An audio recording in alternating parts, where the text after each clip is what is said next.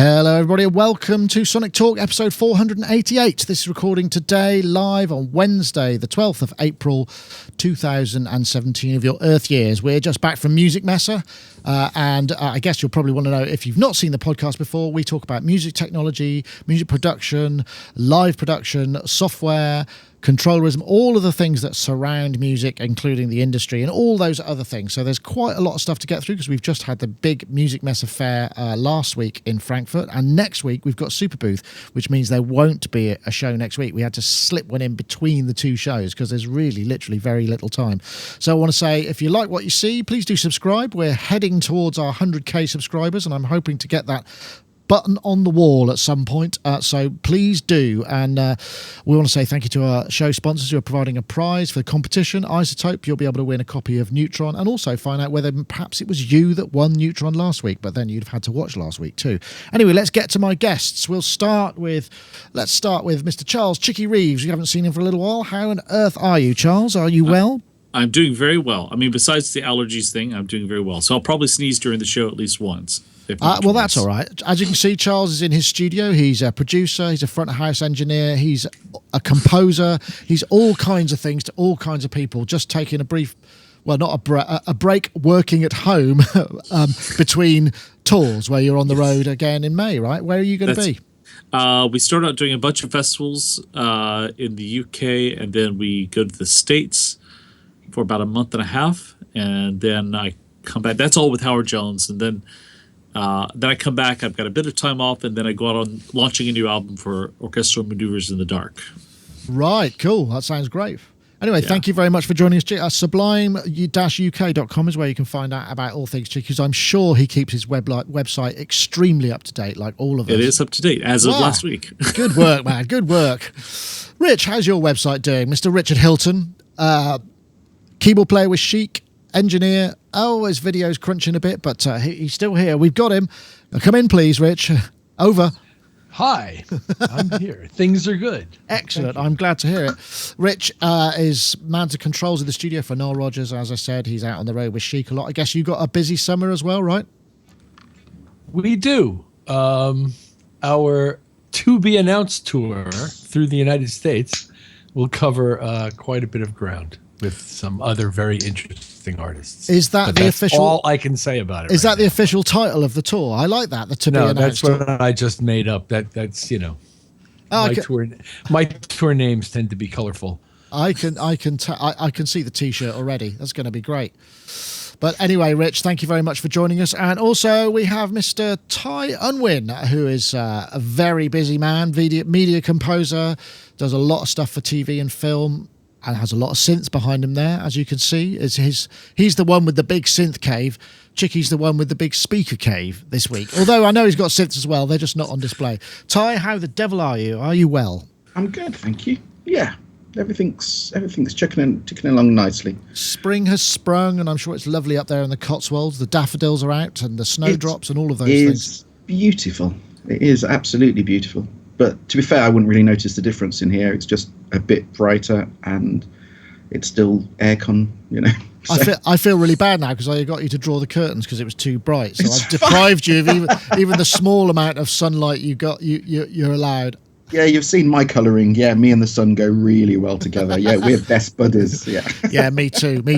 Right, so Music Messe was last week. Music Messe and Pro Lighter Sound. I don't know if any of you are aware, but Music Messe is, in fact, one of the biggest geographically, sort of, in terms of physical size, one of the biggest shows in the world. I mean, it's way bigger than the Messe site, than the NAMM site. It's just enormous. But in recent years, it's sort of tailed off a bit, and obviously we've got Superbooth next week, which is where a lot of these synth guys are going to be going. So it was a bit bereft of synths, but there was still an awful lot of pro audio stuff, and we're still posting videos. Actually, we decided that we'd sort of try and trickle them out a bit more rather than just put them all up. So I'm just curious to see. Obviously, there's big news and there's other news. What, just generally speaking, I mean, underwhelmed, overwhelmed? How did you feel about it? Rich, you look like you're about to speak and you've just come back online with video, which is perfect timing. I really enjoyed watching your coverage of Music Messe. I enjoyed the walkthroughs. I enjoyed the individual demos. There were some very interesting products. I kind of liked the way the focus shifted away from sort of the usual and into the slightly more boutique-oriented products and some of the more adventurous products. Yeah. So I quite enjoyed your coverage of it, and I can't wait to talk about some Excellent. of the stuff. I'm super glad about that. And I don't know, Ty, have you ever been to Music Messe? I guess it's probably an easier jump than coming to NAMM, right? It is, but no, I haven't. And it's not like it, I mean, I know everyone says it's not like it used to be. I get the impression it's not like it used to be. But there was still I thought there was loads of interesting stuff announced. Yeah, lots of interesting stuff. Some of it good, some of it disappointing. But well, maybe we can get on to that a little bit. Well, Charles, how about you then? Have you ever been to Music Messe, the actual sort of physically? I haven't. It's to me, it's like the music industry equivalent of going to a strip bar. It's like all these women, and you really can't have any of them, at least not yet. And so substituting equipment for one thing I will say, I mean, the ProLight and sound part was really vibrant. I mean, this is the thing that when we were in the ProLight, the ProLight and sound part of the show, which they sort of swapped them round. You could see that's where the money is, because there were massive booths. Some of the products are extremely high ticket items. They're very specialized, and you can see that all the money, and it really kind of puts into perspective our kind of almost ghetto of music technology, which, even though is a substantial industry compared to the sort of budgets and the kind of the quality of equipment that's coming out for live sound, it pales in significance, and that's why we thought we'd cover a bit of that, because it's also very interesting, a lot of that technology. I mean, we spoke to a number of people about various things, and it was just really interesting to see. So not so much on the synths, and in terms of the music technology side of things, it was sort of scaled down quite considerably. A lot of people weren't there, and I think they're going to be at Superbooth. I think there's 170 or so possible. I think there's 170 plus exhibitors at Superbooth, which is a decent amount. It's probably as many or nearly as many as there were in just one of the halls at Messe. And when you consider how big Messe is, that's quite an achievement in 2 years. But where shall we start? I mean, I guess, Ty, you probably are interested in you might be interested in this thing here, which, if I can get it to play, because it's actually here we are. This is the Waldorf Quantum, which was the synth that was announced. Here, the new prototype from Waldorf, the Quantum synthesizer. And it's a working prototype. It's a hybrid digital analog polysynth. It has 3 oscillators with different synthesis technologies. Of course, the wavetables here from the Waldorf tradition. We have waveforms, where you find your traditional analog waveforms. We have what we call particle, which is a granular sampler. And we have a resonator, which is a resonating filter bank to get additional timbres. That's probably enough of that. As you can hear, we filmed that on setup day, which is why there's all this sort of hammering and bashing around and stuff like that. $3,000 they reckon it's going to be. I mean, it's an expensive synth. It's got a touch screen. I mean, it looks like I'm quite liking the fact that there are these synths that are coming out that people are just going, hey, it's expensive, so get over it. Yeah. Do you know why it's good? Because the cheaper end of the market, a lot of manufacturers have switched down to the cheaper end of the market, which is great. There's nothing wrong with that at all. But the concentration, they've spent a lot of time and money and concentration on that area of the market, and there's not a lot of money gone into the higher end of the market, and it seems to be turning around a bit now. I mean, this synth, honestly. My email on the morning that you posted that, it was literally every other email that I got for about, all day basically, was just, have you seen the Waldorf? Have you seen the Waldorf? You've got to see the Waldorf. Have you seen the Waldorf? And I mean, I've already spoke to my guy that I buy my stuff from, who's a Waldorf distributor, and literally the day that gets announced that you can buy it, then you're in. I've got my name on one, because at the end of the day, I mean, people know I'm a Waldorf fan. I love the wavetable stuff. I've got a few bits and bobs, and but at the same time, I'm the one that's still putting my hand up and waving a little flag, saying we want something new. We want, we're not expecting to completely reinvent the wheel, but we want synths that are taking the next step forward and going somewhere new. And if that means combining this VA with granular, with the touch interface, with it, just all feels a new step. I don't think the sounds you're going to get from it are going to be completely revolutionary, but I think the combination of all the elements mean that it's going to be a really interesting synth. And even as they said when you did the interview, even with the lack of sound design that they've put into it yet, you can kind of hear what it could do, and you can see by the spec what it could do, and that's absolutely good enough for me. So I guarantee I will be getting one of the first batch that come in, because it's a bit of a dream synth. So yeah, for me. Well, excellent. I mean, I think that the putting touchscreens on synths is always a kind of contentious issue, but why the hell not? I mean, let's. Yeah, but this is the thing. This is what I mean. I've had this conversation with designers before, basically, about synths, and there are certain things that iPads and touchscreens are fantastic at, and there are other things that they're rubbish at. And so combining the two is always going to be the way forward. But it looks like they've used it in a way which is more like an iPad, because I've got loads of synths with touchscreens, but all they're really doing is replicating knobs or sliders, whatever. It kind of looks like this is a lot more integrated, like it's a proper part of the synth rather than emulating what could be physical knobs. Really. No, okay, fair enough. Rich, you seem to be nodding along in agreement there. I mean, have you got any Waldorf stuff? No. You haven't got your mic on either. Take a drink, everybody. First time. I pray everybody have a swig, yeah. No, I don't have any Waldorf stuff. I have had software. I used their Largo synth before. I have used their hardware synths. I like their stuff. This thing looks great.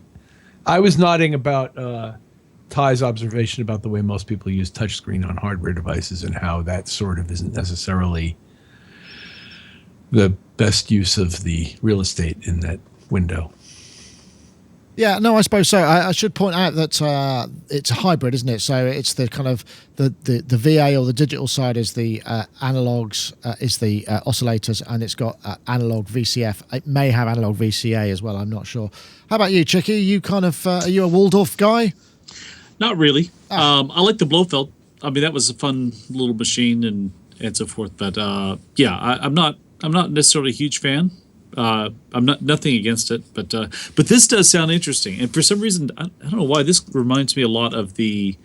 You remember I have one. It's the old JD800 from Roland. Something about it just kind of reminds me, like something about the way it's laid out just reminds me of that a bit. And yeah, I'm excited. I mean, I've had this thing since 1992, and it's probably due for a replacement of some type, because it's not going to work much longer. But possibly. yeah, it's falling apart. But the I think this is gonna be great. I'm actually kind of excited about this. So yeah, why not? Yeah, no, excellent. I mean, we also saw. Speaking of the Waldorf engine, we actually saw one of Axel Hartmann's 20 synths in the flesh, which was a thing of great beauty and somewhat kind of, but. Somebody put in the comments, which was I thought was quite astute, which was basically it's a $1,500 synth in an $18,500 case, which is kind of it. But that, I mean, and that's the point. It's not even kind of it. I mean, I have a bit of an issue here because, I mean, I'm in touch with Axel, and I think Axel is an absolutely fantastic, really fantastic designer and a really nice bloke, and I really have a lot of time for him. And we spoke about the 20, and at some stage, I would like to sit down in the flesh and actually play with one. But he was telling me about the difference between what I've got, which is a Sledge Black, and the 20. And in terms of the engine, it's the same it's the same engine. Yeah. 10 grand's worth of aluminium, I think. Is probably. I mean that's the thing. The thing is with this Sledge is that you can load samples into it, and what they've done is, as Axel said, they've loaded in the samples from the Neuron. The Hartmann Neuron, which is, again, I've got one of those. It's an amazing synth. The problem is, with the Neuron, the worst part of the synth was basically the sample set. The synthesis was amazing. The sample set is full of clicks and it's distortion, and it's an awful sample set. And they've taken samples from this and put it in the 20. And I know that the output stage is completely different. It's an SPL output stage, so the D2A is fantastic. So it's a bit louder, it's a bit cleaner, but the reality is, it's an amazing work of art. Yeah, I think that's what it comes down to, isn't it? But I like the way that he actually admitted that when he was talking about it. He said it's a design piece. It's almost like a concept piece. We'll make them when people want them. If we don't sell 20, it's not the end of the world. But it exists, and I love that idea. But I've had so many people say to me, "Oh well, are you going to get one?" No, because I've said before, for me, the instruments are instruments. They need to work and sound good. And if it sounds almost the same as what I've already got in something that's a fraction of the cost, the 20s of no, it's not something I'm just going to sit and look at and touch and go, lots of aluminium, nice. I want it to sound good, and I've got the same sounds. But I love the concept, but I don't love the product. Yeah, well, I think that's a fair comment. However, something that you might want to look at and just touch. Did you see this? This was just bonkers. I've just posted this today, so you might not, but check this out. This is a 24-track digital field recorder from Aaton Digital. To offer a product, and that is the CantarX3, a 24-track recorder. Look at that. And the Cantar Mini, a 16-track recorder. Basically, this recorder is a machine that can record 24 track with for the X3 up to 56 input. We have a mix of analog input, mic or line level input, and digital input like AAS3, AAS4. I just thought I'd toss that one in there because it's such an outrageous. I mean, it's 15,000 euros. It's outrageous, but it's like the dog's dangly bits when it comes to film soundtrack. I mean, this is one of the things about Music Messe. We get to see this kind of stuff because we wouldn't see this anywhere else. And it's just astonishing. They do a 16-track version, and it's made of aluminium, and it's just, again, aluminium seems to be the common factor. I didn't realise aluminium was quite so expensive. It seems like it might be more expensive than platinum at this rate, but. It's a thing of beauty. I was just tired because you were just saying you might not sit and look at, but you might actually just sit and look at that. I mean, imagine that. That is a beautiful. It looks bonkers. Yeah, it looks absolutely mad. And the fact that even with the coloured plastic sliders and things, it kind of looks like it's been designed by someone who has an amazing eye, an amazing kind of concept of design, crossed with a 4-year-old child. And I can't decide whether it looks mad in a great way or just looks mad, but yeah, I mean, I wouldn't give you look, if you're in the industry and you need, as you say, you need the dog's bees, then great. But yeah, it's been used on a lot of big movies, I think. So yeah. Charles, have you ever done any location sound? I mean, you rocked up with one of those, people are going to start taking you pretty seriously, I'd imagine, or not. Yeah. They might laugh at you, I suppose, but I'd say the chances were good they'd go, ooh, what's that?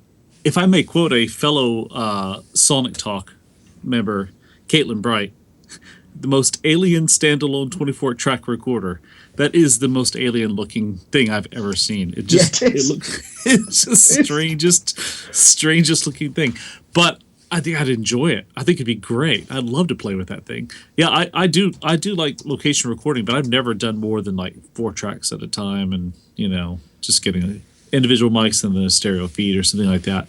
I don't dabble in too much field recording, but I like the idea of having something really self-contained that I can just rock up to a gig and just plug in. Although you don't need to do that so much these days with live gigs because most of the consoles just have USB outs and you can record directly. Yeah, this has got Dante input and output, and it's also got AAS 42, I think it is, which is the digital mic format, which I've never seen. Have you ever seen anything that will record direct digital mics like that? I mean, that sounds interesting. I know, Rich, with this, just a nice looking thing though. It is. Well, it's interesting. Interesting looking thing, yeah. Okay. I didn't get a look. I didn't really get that great a look at it because I haven't. No, I agree. There's one of the few videos I didn't see. Well, it's just out today. We're still releasing it, so I've dropped you in that a little bit there. But yeah, there's more of this kind of stuff as well. We've got a whole bunch of videos still yet to go, so I just thought I'd toss that in. There's something about a boutique instrument that, as little of a romantic as I am, it holds more appeal to me than a boutique mixer if it wasn't designed and built by Rupert Neve, right. So, having Mixer, I tend to be more in general, I tend to be more in Ty's camp with this in terms of if it doesn't really work well, I don't care. And I don't know if this thing works well, but it certainly is funny looking. It is. They say that they're all about ergonomics, and they've been going for 40 years. So they obviously they've got something right. They got something right. Yeah, they used to make like Cine cameras and Cine Max 16 Max cameras and all that sort of stuff. So yeah, it looks like it's kind of fun. Anyway, it's going to cost you a few quid. But a quick question though about that: is it a tabletop unit, or are you supposed to carry it? To wear it? Yeah. I expect you'd have to have it on a trolley, wouldn't you? You wouldn't be like, because a lot of sound guys have a little pack here where they look down and they would. But yeah, you probably wouldn't do that. But yeah, that probably wouldn't work. But that's a good question. I get the feeling you might actually end up spiking yourself. I mean, if you tripped and fell on that, there's all sorts of protruding things that could cause serious injury and kind of unusual shaped scars. I think. Can we talk about the C-15 in the same kind of? Yeah, we can. Let me just get on to let me just bring in a word from our sponsors before we do that, because it feels about that time. So let's just hear about the isotope neutron. As we know, it's something that, there we are. Isotope neutron, mix assistant, mixing features and functions that allow you to analyze the entire mix, check for conflicting frequencies. It also allows you to analyze specific tracks. It says, oh, this is a bass track, okay, try this process, and you can kind of use those as starting points. And many people I've spoken to say if you just throw that across the entire mix, it already starts, to sound like it's getting somewhere. But one of the unique selling points, I think, really is the fact that you can visually identify the frequency collisions. And that's something that's not always easy to hear in the speakers, and yet you see that you can make an adjustment and then you'll be able to hear the difference. And that's sort of the revolutionary part of this.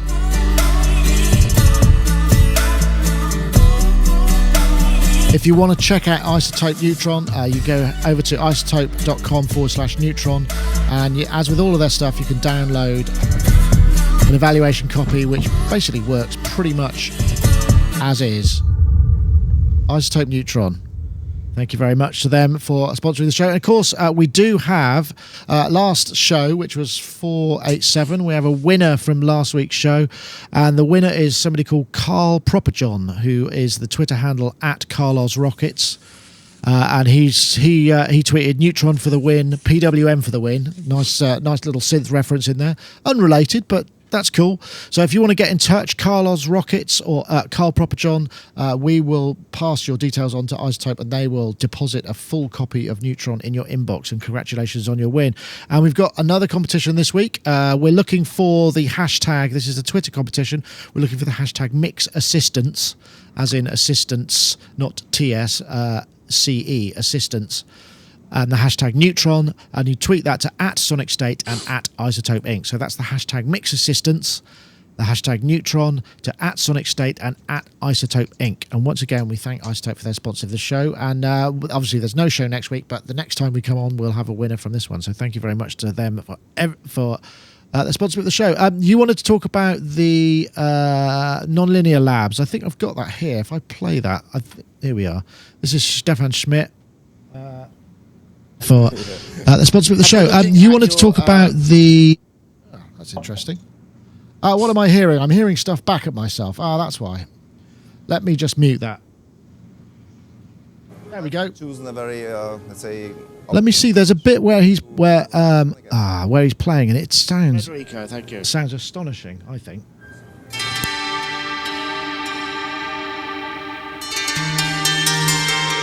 This is Stefan Schmidt is the founder of one of the founders of Native Instruments, and this is a kind of very simple architecture, but with lots of nuance and feedback paths. And it's just the whole thing comes from 2 sine waves, so it sounds quite FM-y, but it also does a lot more besides. It's got a resonator, filter, feedback between the effects. I think there's a really good orchestral patch.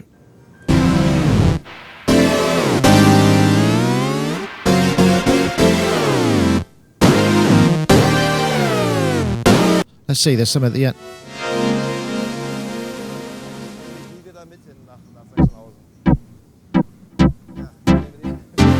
Anyway, Ty, you wanted to talk about this. I mean, this is the NonLinear Labs C-15, which again is an expensive instrument. It's designed to be a player's instrument, and Stefan is very kind of unapologetic about the fact that they haven't gone for MIDI, because all the working resolutions, like the resolution of the aftertouch and the resolution of the controllers and the resolution of velocity, is very high count. It's in the thousands of increments. So they're pitching it as a kind of player's thing, which allows you to kind of create the expressivity. And I don't know, what do you think?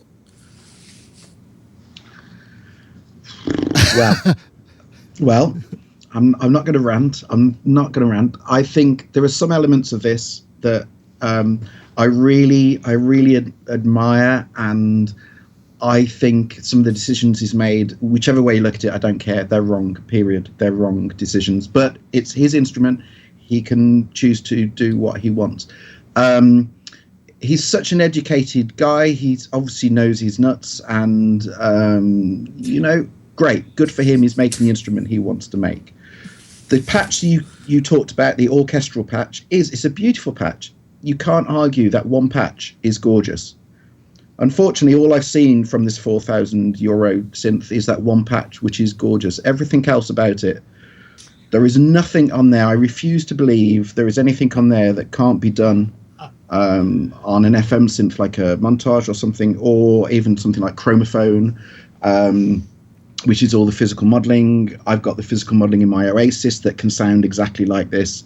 If you're going to make an instrument which is that costs that much and is that developed and that specific, you need to make it absolutely sound incredible. And this thing does not in any way, shape or form sound incredible. It does not sound unique. I love the idea of the controllers, but I've got controllers that I can assign to do, kind of very similar, if not the same things.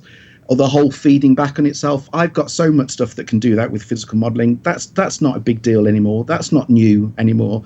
If you're going to make these kind of decisions, you have to make it sound fantastic. And this thing doesn't. The first patch is just a wash of reverb. You could have put any half-decent FM sound through that, and that would have sounded fantastic, because it's all reverb. So many of the patches are completely unimpressive, apart from that one orchestral patch. And the big thing is, when you start taking MIDI off something like this, because it's made for players, what a load of looks. Because, I understand why he's done it, but it's the wrong decision. Because I'm a player. I mean, people know this. I play all the time. I'm a trained pianist. I can play just like Rich any day of the week, no problem. I want MIDI. To turn around and to say, well, it's like an acoustic instrument, you have to do this. That isn't how I work. And I don't want to, again, there's this thing of I don't want to now change the way I work to suit your instrument. Or if I do, I want your instrument to be so amazing and so brilliant that I have to buy it because it's so fantastic. This thing is not that fantastic. It doesn't sound great. There's nothing about this. It doesn't even look great, to be honest with you. I don't want a big dollop of wood like that in the studio. I really want to love this synth. I really want it to be fantastic, and it's not. It's not at all.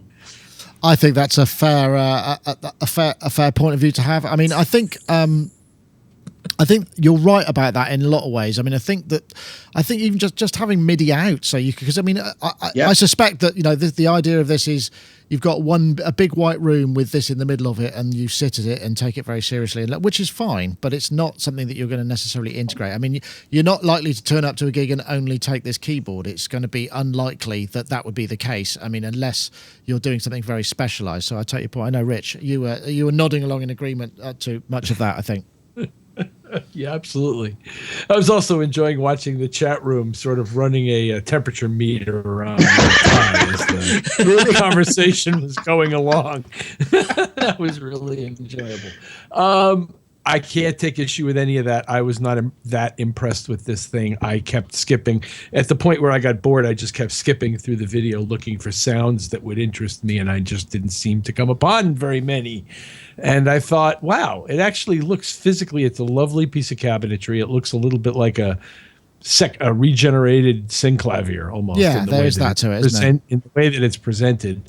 But I didn't hear... First of all, when I had a synclavier to use, I wasn't using their FM very much. But I didn't hear anything in this thing that would make me want to go that far into boutique world, and it reminds me of the other two boutique products we were just talking about, though, in that it's a very niche market sort of, almost collector piece that's not really even intended for mainstream consumption, which is one of the great things about this show and that coverage that you were talking about earlier, is that we had a chance to see, if I may say so in general, a very European perspective on design and on execution of a lot of very interesting devices and a lot of things that are done really, really well.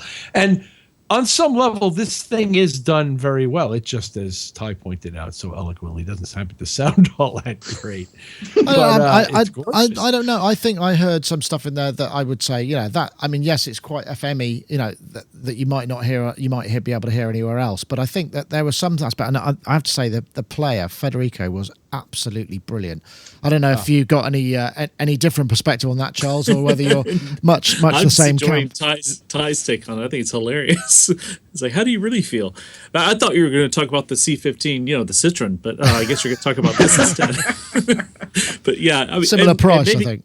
Maybe like the Citroen, it has one thing it does really well, and everything else, not so much. But it's like an expensive version of it. So for those in America who don't know what the C-15 Citroen is, it's it's a cheap little vanny sort of thing.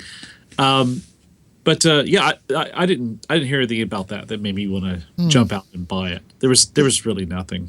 Oh well, okay. Well, the thing is, honestly, if you check out Applied Acoustic Systems Chromophone, if you check out Chromophone, all of the physical modeling that's done in Chromophone or on a Kronos or Oasis, all the physical modeling done in that, you can make all of these kind of sounds with the kind of cross between FM and physical modeling. That is the sound of physical modeling and very basic FM.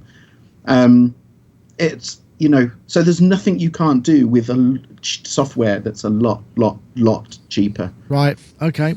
Well, that's fair enough, but I'm going to be seeing him next week, so I don't want to go too far down that road. Oh, in which case, I love it. I think it's absolutely. Did I mention? I think it's fantastic. No, it's all right. I think I'm sure he is aware of some of the decisions, but I mean that's the beauty of it in many ways, isn't it? The fact that he just sort of goes, well, he founded Native Instruments. He's kind of put his chops in terms of bringing us all this affordable technology, including FM synths and what have you. And this is what he wants to do now, and I think that's great. So that's the good part. That I absolutely agree. The fact that he is basically sticking two fingers up to everyone else and going, do you know what? This is what I want to do. That I absolutely admire, and that I completely commend him for. Yeah. Okay. Well, let's take that as a given then. Let's see. There was what else have we got here? Tascam. They released a cassette deck. Who'd have thought? Who'd have thunk it? You see that? It's actually, and the thing is, it's actually not all that. Is this the right? No, that's not the right video. I don't think I put the right video in the hole. Let's see if this is the right video. We'll check. We'll say our sponsors, Spectrasonics and Yamaha there, getting another quick look in. Is this the Yamaha? The Tascam? Yeah. Better in that way. So it's a Tascam. This is the CD USB recorder and cassette. You've got some new stuff that we haven't seen before. I don't know. I won't show the whole thing, but that seemed to cause a bit of a stir. Got old people upset about it that they've released a cassette deck. I'm not sure about the specifications for this and whether it's any use in terms of like high playback and high recording, but. It's nice to see that format kind of supported. I'm going to go to you, Charles, first. Is that it's the sort of thing that you might have lying around because it just does all of those things, right? Yeah, I think it's cool. The only drag, the connections on it are phono connections. Yeah, it's not a pro unit. That's for sure. Yeah, but I mean, I think the one cassette deck I have is a Sony, and it's running on US power because half of my studio is on US power still because I've brought a lot of things over from the States. So and I don't know how much longer that thing's gonna last. So this would be a good replacement. I like putting stuff to cassette every now and then just for the sound of it. Same way I like putting things onto tape machines just for the certain sound of it.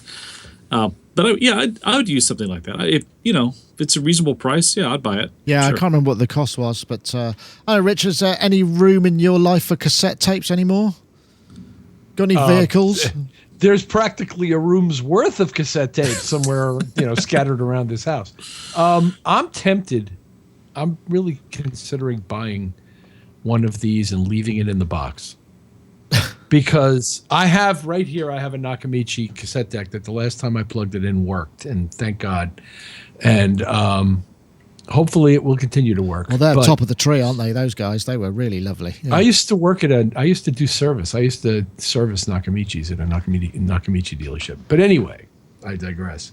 It ain't going to last forever, and they're not going to be available forever. And I've got boxes and boxes full of these things that I could stand to be able to play back. Why, I don't know, but at some point I might want some of my work is on them, and at the very least, and that's what I tend to use this thing for, is to transfer things from my past that are only existent on cassette. So I am half tempted to buy one of these things, just leave it in the box and wait to need it, because I just don't know how long they're going to be making them. Yeah, well, that's true. I mean, the other thing, obviously, you stick a cassette in, play it back, and record it directly to the USB stick recorder that's in there, which is actually, that's neat for transfer, I guess. Except it only does MP3. Oh, does it really? Okay, I didn't check that. It'll do up to 320 bit rate, but that's probably better than the quality of the cassette by some significant factor, I'd imagine. But yeah, maybe. But you'd want. I wish for WAV files. I would be happy to buy extra USB sticks and have WAV files, but whatever. It's kind of a cool product. Yeah, I wish it had pro outputs like the Nakamichi does and like that. But and I just might, like I said, I might buy one and just leave it in the box until I need it. Yeah, that's a fair point. Ty, you look like a man who might have a room full of cassettes somewhere in your past. I think that's a really good idea, and I have to say I hadn't really thought about it, but I think it's a great idea by Rich, because I think that's a really sensible thing to do. I was in a position last year where someone contacted me, an old friend from uni, basically saying, I've just found a cassette that you gave me when you were 18, and it was completely full of all these songs I'd written and recorded, and I'm sure they were rubbish. And so between the ages of 16 and 18, and they said, oh, I've got it on cassette. Do you want me to send you the cassette? And I said, yeah, so I can transfer it over. So I got out my old cassette deck, and exactly like Rich said, it didn't work. So I thought, okay, I'll buy a cassette deck. You try and find a half-decent cassette deck. You can't find one. Tascam make one, which was a double cassette deck. Again, very limited spec, Dolby B only, and all my cassettes were recorded with Dolby C or Dolby S. So I said, okay, fine. So I tried to buy a second-hand one on eBay. It arrived, didn't work. Bought another one on eBay, arrived. Another one on eBay arrived, didn't work. And in the end, I've had to borrow a friend's cassette deck to actually play back this cassette. So I was trying to buy a good quality cassette deck new. You can't do it. Tascam make this double one. They now make this. So I'm thinking, what a fantastic product. Like everyone else, what a great solution to the problem. And then they go and blow it by exactly as Rich said, it's MP3 only. No Dolby. No, but that's the main thing. The transport itself is just a bog standard cassette transport. It's the kind, to me, it looks like the kind of transport you'd get in a kind of all-in-one hi-fi. There's no Dolby. There's nothing involving any kind of fancy filtering. There's nothing. It's the most basic, transport you can get. And I just don't get it combined with the MP3, combined with the outputs, it's almost a fantastic product. And if they'd spent another £20 on it, it would have been a really good product. And I understand it's a niche market, but it's so close to being brilliant that it's just a bit frustrating, really. Yeah, no, I take your point. I think that's a very fair point, actually. There was another story, which was the guy Rob Allen that we spoke to, who was at Avid, who's the designer, one of the designers of the SL at S6 Live. Avid Music Messe. How are you doing? It's been a while since we chatted. I remember we talked about the kind of state of the live consoles of technology, and things have moved on a bit, right? Oh yeah, we're just doing some amazing stuff at the moment. Yeah, we're working really hard on making live consoles soft, and we're making our consoles so that you can program it to kind of pretty much do anything you need it to do. So, like in the first generation of digital consoles that Avid made, things were still hard. You would still have switches that did specific things. You would still have encoders. There was a guy talking really loudly off camera. With an analog desk.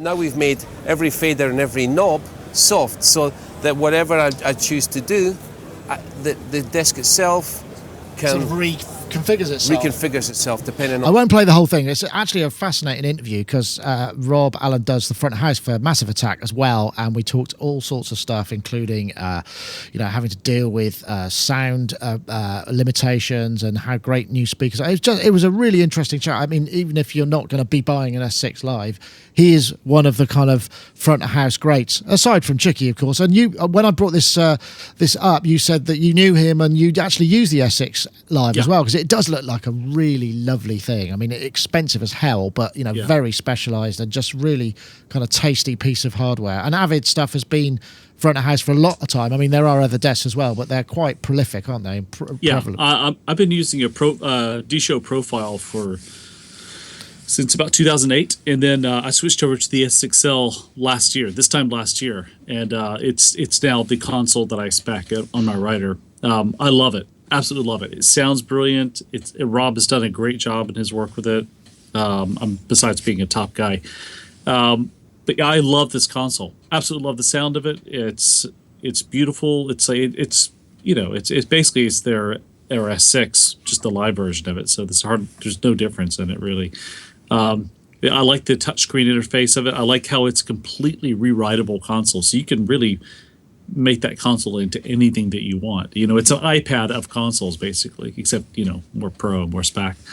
But yeah, I love that thing. Absolutely love it. It's interesting. One of the features that they had, which I thought was pretty cool, are these things called events. So he showed me where you push a fader up, and when it gets past a certain point, the auxiliary send switches to post fade from pre-fade, or pre-fade from post fade, so that if it doesn't overload you could still turn up the signal front of house, but maybe you're not affecting the signal into wherever it's going. And the other thing where he pushes a fader up and it bumps the upper mids of the EQ at the same time, so that the guitar solo pops out. I mean, just all these kind of things just seem like really nifty kind of and fairly obvious ideas, but obviously it just means that there's such an amount of complexity to it. I just thought it was a fascinating, again, another bit of fascinating live technology.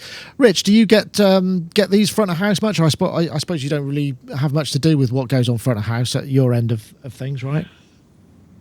Well, pardon me, my own work obviously doesn't involve any activity at the front of house. However, I do spend a lot of time with those guys because they're my dear friends and we talk about these things. And it was only at the last gig that our front of house genius, John Ryan, was raving to me about these consoles, and our monitor guy, Marco Delatorre, was also raving to me about these consoles and how interested they were in possibly integrating them into our workflow, which mostly now involves Yamaha and Digico. And I was really interested to see another video that included this nice man, Rob, and the guys from Duran Duran's crew, who we toured with last year, who were using these consoles. And listening to them discuss all the ways that it works for them. Apparently, it works really, really well, and this guy Rob's workflow idea of having every single feature not more than 2 presses away from wherever you are right now is really an effective way of getting at large amounts of track data in a small amount of real estate. And apparently sounds great, works great, and is maybe a game changer, but certainly a very important console. Yeah, no, it does sound like it. I mean, the other thing, one of the principles he said is, you bring the faders to the engineer rather than look for the fader. Every song, you just going to go, well, I've got 10 fingers and I want everything here. So you just move the faders into the place rather than kind of go, oh, this one's over, the snare's over here. And it seemed like an ultimately sensible thing. I mean, obviously, we talked a little bit about this idea that, well, okay, that means that people are going to have to adjust their workflow, which is, hard because when you're dealing with front of house situations, it's very stressful, and you've got to be sure that you can grab what it can be very stressful. You need hands on, so it would require a little bit of preparation and stuff. Ty, have you ever come across any of this? I mean, guess the S6 you might have come across in studios and dubbing and stuff. I don't know. This is quite spooky actually, because right up until last week I was looking at an S6 system. And had been for a few weeks. Basically, I haven't seen the S6L, but I'm changing my setup, and I narrowed it down to either the Avid S6 system or the Yamaha Nuage system. And so I spent a couple of weeks ago, going and looking at both systems, one in Germany and one up here, and they got demonstrators in to show me, and I had to choose which to go with, whether to go with an S6 system or a Yamaha Nuage system. And so I got to know the S6 really well, actually, and the S6 is, was essentially a lot of the design team from that were brought over from Euphonics, and because I use Euphonics MC Pro, there was a lot of similarity between the two. But in the end, I went with the Nuage system, which is just absolutely incredible. So that's arrived and is waiting to be installed. But the S6 system, from a studio point of view, the S6 system is really good. It's fantastic. So I got to look at it quite a lot of depth. Oh, nice, excellent. Yeah, it does look lovely. I mean, it's the sort of thing that you probably need a bit of time with. Okay, right. Well, let's get on to, because I know you wanted to talk about this, Ty. So I think it's only fair, seeing as you. Let's see if I can play this. This is the Objeq Delay acoustic filter. Let's see if will it work. This is from AAS, which you said you've been enjoying immensely. I'm not even sure what this is, but I'm assuming it's a. Ooh, that sounds nice. It's almost like a reverberator there. Mm-hmm. Multiple echoes, I'm guessing.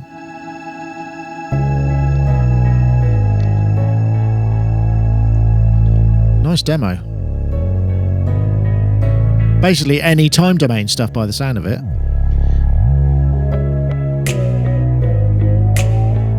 Ooh.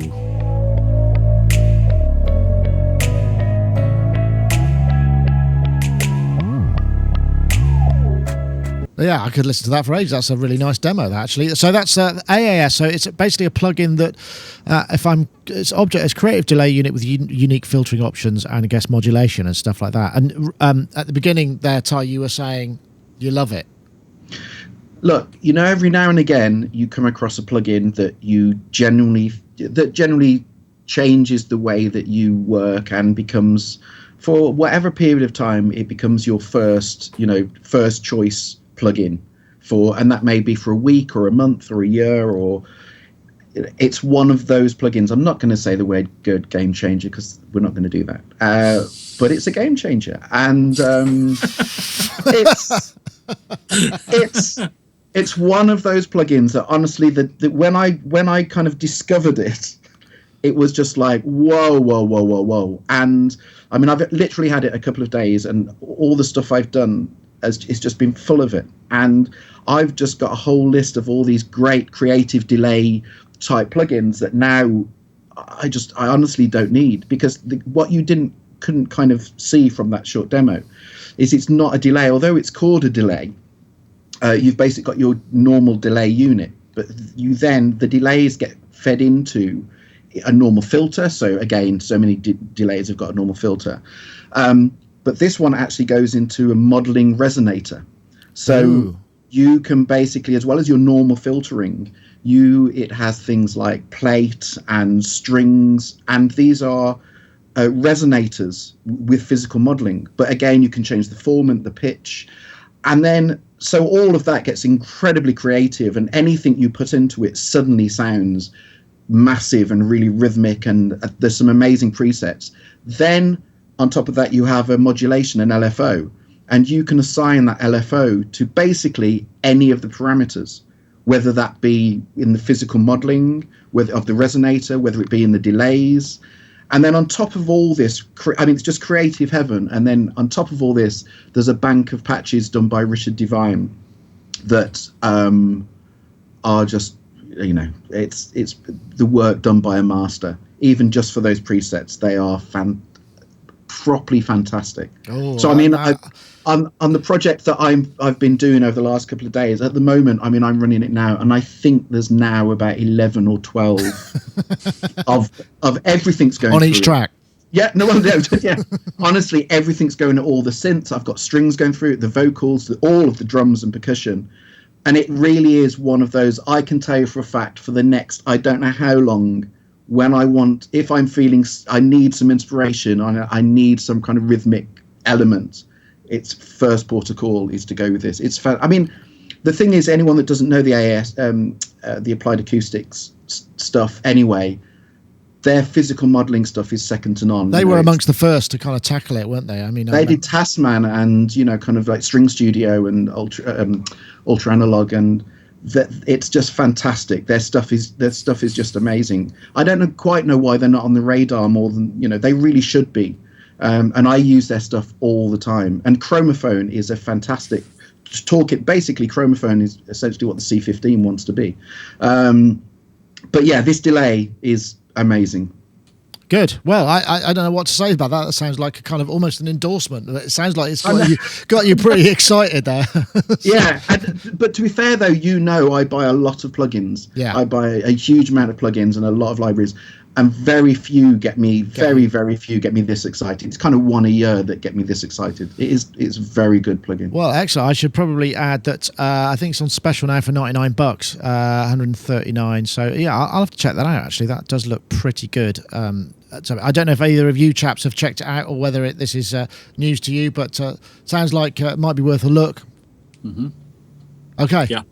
Okay. I think Chicky's got it. Right. Okay. Fine. There was something else. Oh yeah, Superbooth. Good God. Yeah, Superbooth next week. I mean, it's coming up fast. I mean, lots and lots of things to see at Superbooth. I mean, you know, there are rumours abounding everywhere. Some of which I am party to, but I can't say anything about, and some of which I don't know anything about. I do know I have an appointment with Yamaha on Wednesday night, who are releasing something, and the guy I'm talking to is in the synth part of it, so I'm guessing it might be some new hardware synth, but I honestly don't know, and he won't tell me. I saw him at Messe. I said, oh come on, just give me a clue, and he goes, nope, I'm not telling you. It's like, god damn. And I hear that Behringer are going to be there with some stuff, obviously the Waldorf Quantum. Aaton Digital, I think, is going to have its first sort of working unveiling. I did speak to them earlier, and they're flat out just making sure it's working. I've also heard there's something from Novation. I don't know if anybody else has heard anything. Have you heard? I mean, it seems like in terms of the releases within, you know, our sort of synth and electronic music world, this is going to be the show where, certainly this year, where a lot of things come to shape. Have you heard anything, Charles? No, nothing at all. All I can imagine is this. You said Behringer's going to be there, so I would imagine, are they going to like show a prototype of their new Model D? Yeah, or, I don't know. Whatever, they're making clones of everything. Yeah, just one of everything. They'll just all be there. That would be kind of funky, wouldn't it? Yeah, that would be a big ask, though. I mean, I know they have they have engineers, but I don't think they've got that many engineers to be able to actually pull that off in one go. But I think it's going to be a lot of fun. I mean, obviously there'll be a lot of coverage coming out. I know, Ty, you probably know stuff. You've got your fingers in pies. I mean, you can't obviously. Bits and bobs I can't say really, but there's a few bits and bobs I know. But yeah, I've heard the same thing about Novation. I can tell you that one.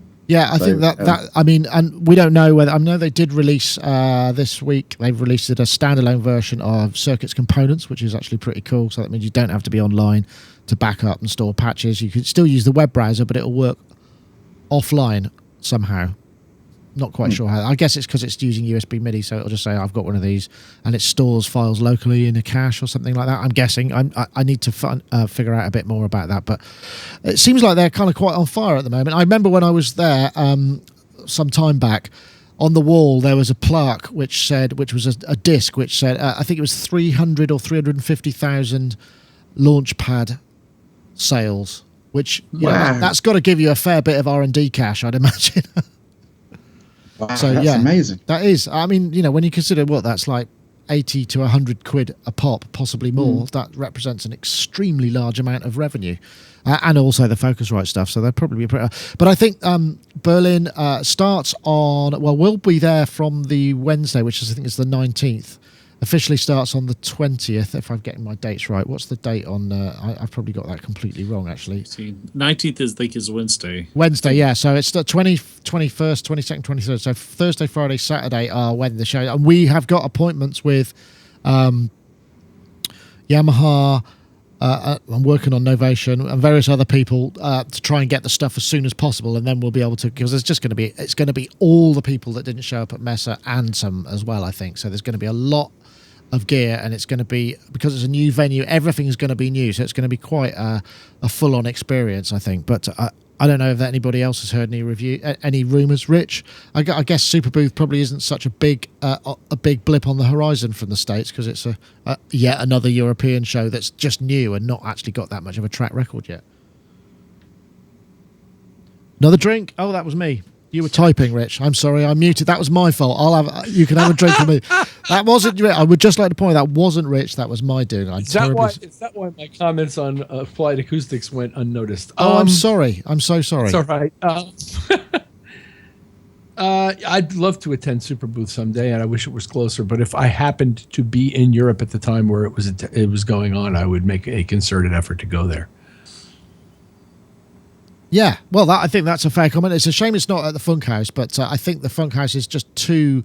It's not big. I don't know if it's actually big enough. I think they've actually got that many new exhibitors that it's going to be a kind of, going to be one of those tricky things to find a venue that houses all those people. But yeah, I mean, one of the things that came out of Music Messe was everybody was saying, "Are you going to Superbooth?" It was just sort of like, it was all about what the show is next week. But obviously to do the two is probably going to be a bit tricky. I mean, we're doing both, obviously, but I mean, it's a tricky subject.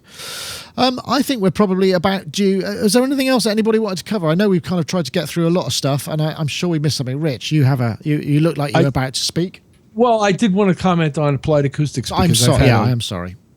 I've had a long relationship with those guys, and they're really, really nice guys. They do make a lot of great software. I did endorse some of their products back in the day, Lounge Lizard in particular, and quite enjoyed the demos of this delay and thought it was really great sounding, and love Ty's enthusiasm for it. So I'm interested. The delay that had otherwise captured my interest most recently, like delays do, I guess, was the new Mic DSP delay, which also has it has 3 different modes of operation, and one of them allows you to access some significant portion of their Futzbox physical modeling library. That allows you to use their physical modeling library as part of the processing in the delay signal, and does some similar and some dissimilar creative things. So it's sort of like a similarly geared product, but they don't actually do all of the same things. And this one, I'm not sure, for example, that they have very much LFO driven stuff. I'm not sure that they don't either, but I'm just not sure. But it's a beautiful product by a great company. Eric has been very, very nice to me over the years, and I support Applied Acoustics 100%. Excellent. Well, I'm glad to. And actually, I did want to quickly mention, as Dave Spears is such a regular guest, there's the Restrings rack extension, which is a kind of porting or a reimagining of the virtual string machine for Reason rack extensions. It comes with a whole bunch of stuff, and that was announced yesterday. So that's one of the reasons Dave wasn't able to be on the show, because I'm guessing he's pretty busy. So there it is. Do check if you're a GeForce fan and you're a Reason user, go check out the Restrings plugin as well. You can buy it directly from them, and I think it's on special offer at the moment, if I remember correctly. And VSM is incredible. The samples are, the VSM module is amazing. Yes, absolutely. And they've chosen well for this thing. They got it down to about, I guess, 20 of the various VSMs, and they've chosen really well. You get a really nice selection of different, like, key stuff, important stuff, all the Crumar stuff. You get the Solina, you get a Mellotron, you get all kinds of really important. I think you get an ARP Omni. You get a bunch of really great stuff. Yeah, and free. Yeah, and a great demo from Dave as well. Very lush and stringy, as you'd expect. That's the restring. I just wanted to get that in there. How unexpected. Yeah, how unexpected. Anyway, I think that's it for this week. Thank you very much. Again, there's no show next week because we're going to be at Superbooth, and we did try some live streams from Messe, and you would have thought that it would work, seeing as we're out in the open, but for some reason the network was dreadful. So I'm hoping it might be better. We do record it, so it does tend to go up straight away after. So hopefully we'll do like a show walk around or two from the Superbooth as well. So hopefully you'll see that. And if you keep your eyes out, I was talking about, we've got a new plugin coming out in conjunction with Phelan, Kane, Metafunction, and it's called the Wave Junction, which is a 4-voice paraphonic synth with 3 filters, 5 LFOs, 5 envelopes, a 12-slot modulation matrix, wavetables, and a whole bunch of other stuff. So that's going to be available through us. You can buy stuff from us, So keep an eye out for that. That'll be coming out very soon. So once again, thank you very much to my guests for joining me this week. Ty, thank you. I'm guessing, is your studio going to be down for a while? Because if you're getting recommissioned, you going on holiday, or are you going to have to move into the other room with the mobile rig? No, I've got to finish this album, and it's all just going to sit in boxes for the next kind of at least month or so, and then it's going to be I'm going to be out of action for at least a good week, and it's all going to be a big deal. But the Nuage thing, I mean, at some stage we'll talk about the whole Yamaha Nuage thing. It's incredible, but studio's down. Oh, that must be quite scary, actually. I'd imagine. Very scary. Well, you might be able to take a break. Who knows? Maybe. That'd be ridiculous. You're just talking nonsense now. Well, okay. All right. Maybe not. Okay. And also, Mr. Charles Chicky Reeves, thank you very much for joining us too. And Gladly. I hope have you done all your pre-production for your tours to come, or have you got some of that to do? Or Still doing some of it. We're doing input lists today, in fact, for the 2 different tours. So it's a lot of work. But in between that, I'm also trying to finish a bunch of writing and do production on an album that I'm starting next week. So it's nonstop. It's great. It's good to be busy. I'm really thankful for that. That's very true. In this day and age, it's not always easy to maintain that workload. Anyway, and also, Rich, thank you very much for joining us. I'm guessing you're off to wax a hottie, as I like to say, in the Nile Rodgers studio of hits. Maybe? Yes, hotties will be waxed. Excellent. I'm glad to hear that. And then you'll be off on the road, and hopefully we'll see you all again very soon. But like I say, no show next week. But thank you very much, Rich, for joining us indeed, and Charles and Ty. So that's it for this week. Once again, I should remind you, if you want to enter the Neuron competition, don't forget Isotope Neutron. Sorry, Neutron, not Neuron. Isotope Neutron, because we were talking about Axel Hartman. Isotope Neutron, tweet the hashtag MixAssistance and the hashtag Neutron to @Sonicstate and @Isotope Inc. and you'll be picked in a couple of weeks when we come back and do the show. That's it for this week. We'll see you next time.